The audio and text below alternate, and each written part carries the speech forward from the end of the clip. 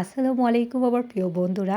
আশা করি তোমরা সবাই ভালো আছো আর আমিও ভালো আছি। আর প্রতিদিনের মতো আজকেও আমার বন্ধুদের সাথে আমার মায়ের আরও একটি দারুণ রেসিপি শেয়ার করছি। শিমের বিচি দিয়ে শোল মাছের অসাধারণ রেসিপি। এটা খেতে এতটাই সুস্বাদু লাগে যে আমার বন্ধুদের সাথেও শেয়ার করে ফেললাম। আশা করি ভালো লাগবে। আর এই শীতের শেষ সময় হচ্ছে শিমের সাথে সাথে শিমের বিচিগুলো বাজারে অ্যাভেলেবেল পাওয়া যায়। আর এই শিমের বিচি দিয়ে মায়ের হাতে শোল মাছের রেসিপিটা খেতে এতটাই দারুণ লাগে যে আমার বন্ধুদের সাথেও শেয়ার করে ফেললাম। আশা করি আমার বন্ধুদের কাছেও অনেক অনেক ভালো লাগবে রেসিপিটি। আর মা এখানে মজাদার রেসিপিটা রান্না করার জন্য ফ্রাই প্যানে বেশি করে সয়াবিন তেল অ্যাড করে দিচ্ছে। আর তেলটা ভালো মতো করে গরম হয়ে আসলেই পরিমাণে এখানে দুটোর মতো পেঁয়াজ কুচি দিয়ে দিল মা। এখানে ভালো করে নেড়ে চেড়ে পেঁয়াজটা লাল করে নিচ্ছে। আর এখন হচ্ছে পেঁয়াজটা লাল হয়ে আসলে মা মরিচ আর হলুদের গুঁড়া অ্যাড করে দিল, সাথে পরিমাণ মতো অল্প একটু পানি দিয়ে ভালো করে মশলাটা কষিয়ে নিচ্ছে। আর এখন হচ্ছে মা মশলাটাতে অ্যাড করে দিচ্ছে অল্প একটু রসুন বাটা, যেটা মা প্রতি রান্নাতেই দিয়ে থাকে। এতে যে কোনো রান্না খেতে কিন্তু সত্যিই দারুণ। আর এখন হচ্ছে মা দিয়ে দিচ্ছে পরিমাণ মতো লবণ দিয়ে আবারও হচ্ছে ভালো করে মা নাড়াচাড়া করে নিচ্ছে, মশলাটা কষিয়ে নিচ্ছে। আর মশলা হয়ে গেলে যে তোমার শিমের বিচি দিয়ে শোল মাছ দিয়ে রান্না করছে এই মজাদার রেসিপিটি, আগে থেকে ধুয়ে রাখা শোল মাছগুলো দিয়ে দিচ্ছে। শোল মাছের পিসগুলো মা একে একে দিয়ে দিল। আর এখন হচ্ছে মা শোল মাছগুলো মশলাটাতে কষিয়ে নিচ্ছে।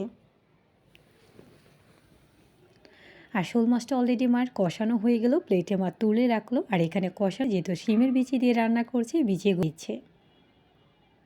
আর এখন হচ্ছে করে মা শিমের বিচিগুলো মশলাতে নাড়াচাড়া দিয়ে কষিয়ে দিচ্ছে। আর কি বলক চলে এসেছে এখানে মা কিছু, এতে সুন্দর মতো বিচি গলে যাবে।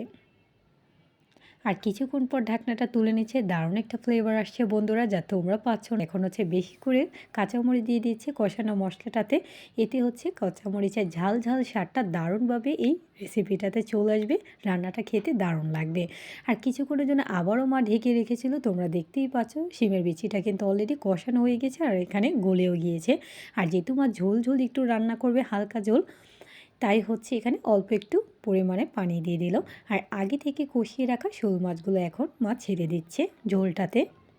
আর এখন হচ্ছে যে কোনো মাছের রেসিপিতে এই শীতের সময় হচ্ছে মা দেশি টমেটো দিয়ে থাকে।